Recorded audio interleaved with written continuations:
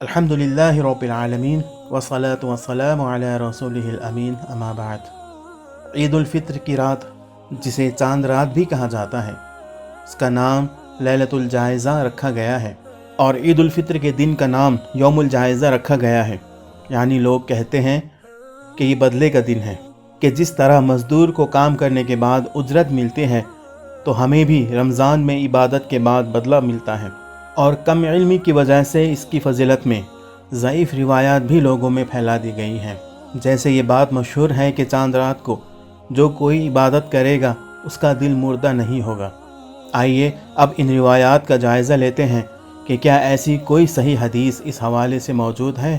سب سے پہلی بات کہ چاند رات کو لیلۃ الجائزہ یا عید الفطر کے دن کو یوم الجائزہ قرار دینے والی روایت ہی سخت ضعیف ہے۔ اس کی تفصیل اس طرح ہے۔ پہلی روایت ہے، نبی اکرم صلی اللہ علیہ وسلم نے فرمایا، جب عید الفطر کا دن ہوتا ہے تو فرشتے راستوں کے دروازوں پر کھڑے کر دیے جاتے ہیں، اے مسلمانوں کی جماعت، اپنے عزت والے رب کی طرف بڑھو، جو خیر کے ساتھ احسان کرتا ہے اور پھر اس کے ساتھ بے شمار بدلہ دیتا ہے۔ یقیناً تمہیں قیام اللیل کا حکم دیا گیا تو تم نے قیام کیا، اور تمہیں روزہ رکھنے کا حکم دیا گیا تو تم نے روزہ رکھا، اور تم نے اپنے رب کی اطاعت کی، لہٰذا تم اپنا انعام لو۔ جب وہ نماز پڑھ لیتے ہیں تو ایک آواز لگانے والا آواز لگاتا ہے، تمہارے رب نے تمہیں یقیناً معاف کر دیا ہے، تم بھلائی کے ساتھ اپنے گھروں کی طرف لوٹو۔ بس یہ انعام کا دن ہے جس کا نام آسمان میں یوم الجائزہ یعنی انعام کا دن رکھا گیا ہے۔ یہ روایت سخت ضعیف روایت ہے۔ ایک اور روایت اس کی شاہد ہے مگر وہ بھی ثابت نہیں۔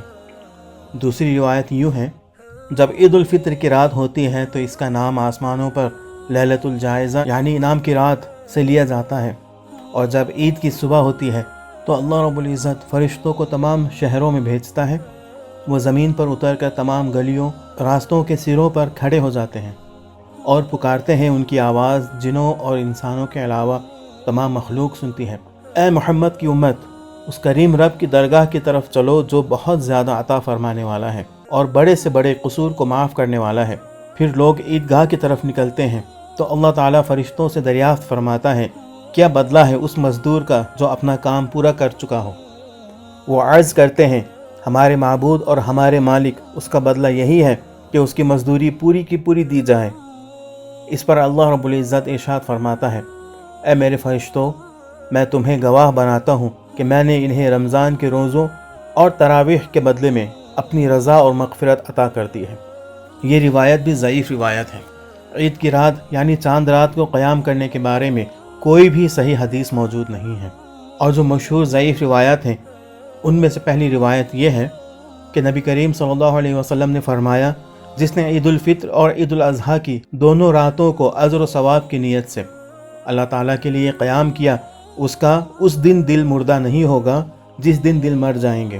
یہ حدیث ضعیف ہے، نبی کریم صلی اللہ علیہ وسلم کی طرف منسوخ کرنا صحیح نہیں ہے۔ دوسری روایت یوں ہے، اسی حدیث کو طبرانی نے عبادہ بن صامت رضی اللہ تعالی عنہ سے روایت کی ہے۔ رسول کریم صلی اللہ علیہ وسلم نے فرمایا، جس نے عید الفطر اور عید الاضحیٰ کی رات شب بیداری کی، اس کا دل اس دن مردہ نہیں ہوگا جس دن دل مر جائیں گے۔ یہ روایت بھی ضعیف روایت ہے۔ علامہ حیثمی نے مجمع الزوائد میں کہا ہے کہ اسے طبرانی نے الاوسط اور کبیر میں روایت کیا ہے۔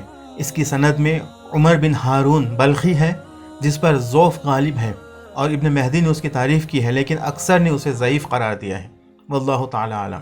اسی مفہوم کی ایک تیسری روایت بھی ہے جو اس طرح ہے، جس نے عید کی رات اور شعبان مہینے کے درمیانی رات شب بیداری کی، اس کا دل اس دن مردہ نہیں ہوگا جس دن دل مر جائیں گے، مگر یہ روایت بھی ضعیف ترین ہے۔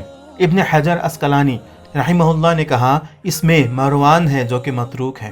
صحیح مسلم کی شرح لکھنے والے امام نووی المجموع میں ان روایات کو ذکر کرنے کے بعد کہتے ہیں، چاند رات کو مخصوص عبادت کرنے والی ان سب طرق کی اسانید ضعیف ہے۔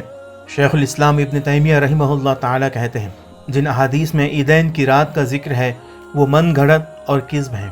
مفتی شیخ صالح المنجد کہتے ہیں، اس کا یہ معنی نہیں ہے کہ عید کی رات قیام کرنا مستحب نہیں ہے، بلکہ عام دنوں میں ہر رات قیام اور نوافل ادا کرنا مشروع ہے۔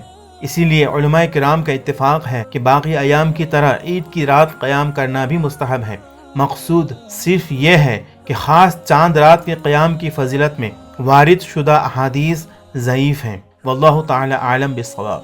آج کے لیے اتنا ہی۔ اللہ رب العزت سے دعا ہے کہ اللہ تعالی ہمیں اپنی عبادات میں محتاط رہنے کی توفیق عطا فرمائے، آمین۔ وآخر دعوانا ان الحمد للہ رب العالمین۔ السلام علیکم ورحمۃ اللہ وبرکاتہ۔